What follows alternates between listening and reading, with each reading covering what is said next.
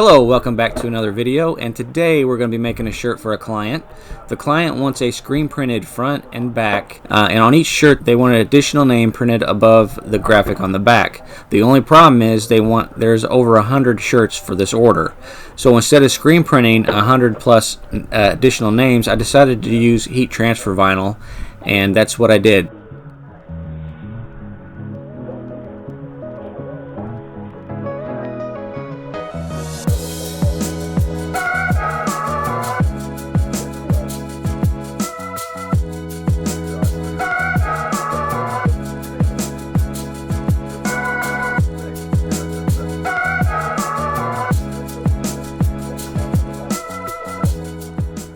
So we start out with a screen print. Here you see me screen printing. This is going to be the front design of the shirt that they're wanting.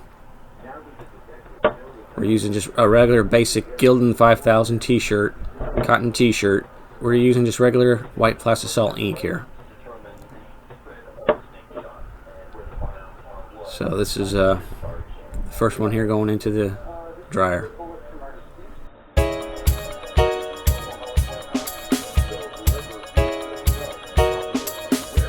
So the question is, will the heat transfer vinyl work with the plastisol ink?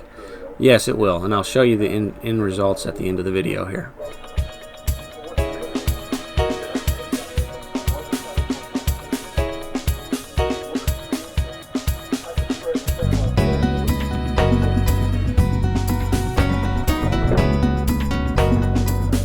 If you notice, I'm using fragile tape around my screen. The reason why it's really cheap and it works really well, and it's easy to get off the screen whenever you're ready to reclaim the screen.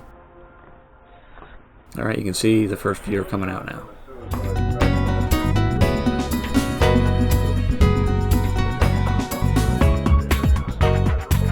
Okay, here we've got the back print, and it's just a 91, and luckily all the shirts will have the same number, 91 on all of them, so I'm not having to do an entire back heat transfer thing on this.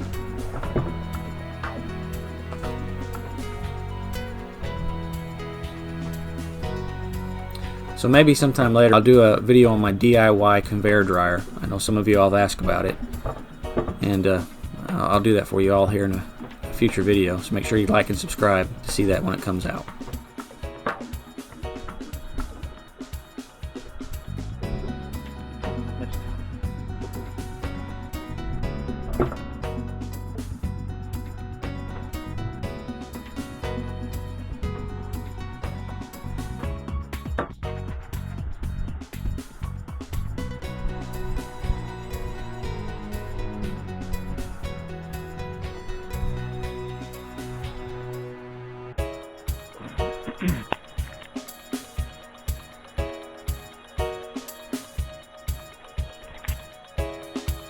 See the shirt coming out.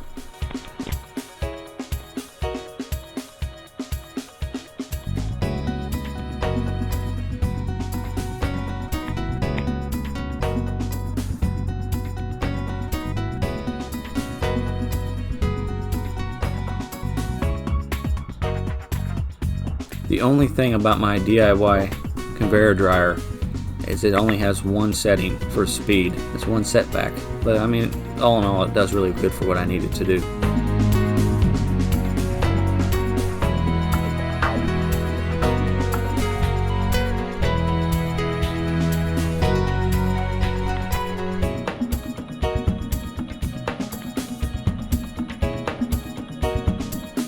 Alright, now on to the heat transfer vinyl for the name in the back. This is the first one, doing about 2 fingers width from the name to the number.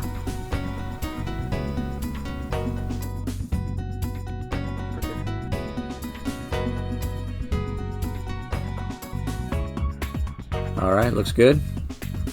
So now I'm going to put them on the heat press.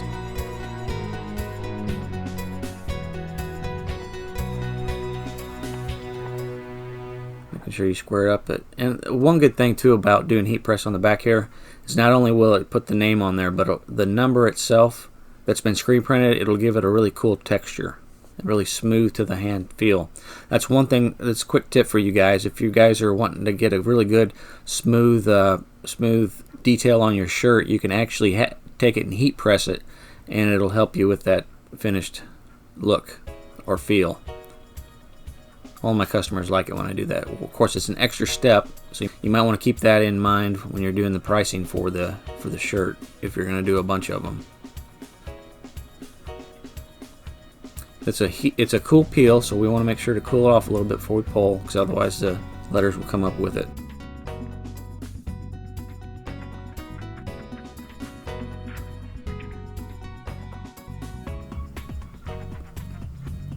I think it looks pretty good. What do you guys think?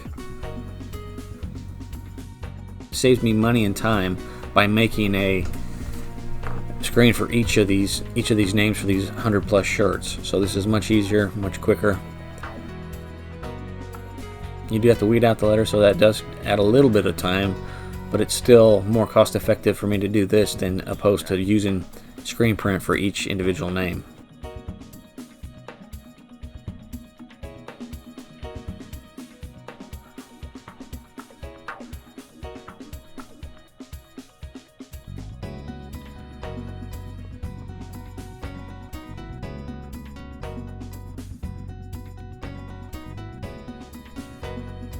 It's a good way to do this if you're going to be making a bunch of things for like teams, for like sports.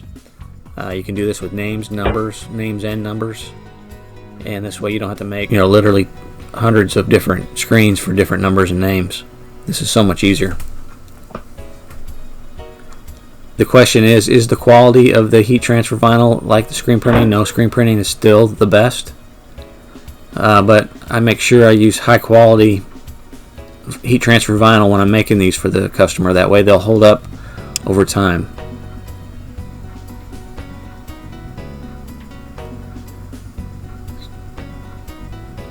There you have it. So, all in all, looks good.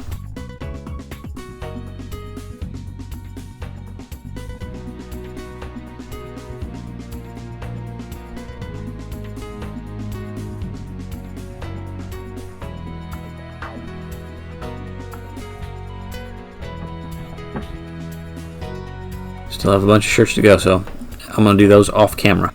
Thank you so much for checking out this video. Make sure you like and subscribe so that way you can see future content like this. If you have any questions, please leave them in the comments below. Until then, take care and catch you later.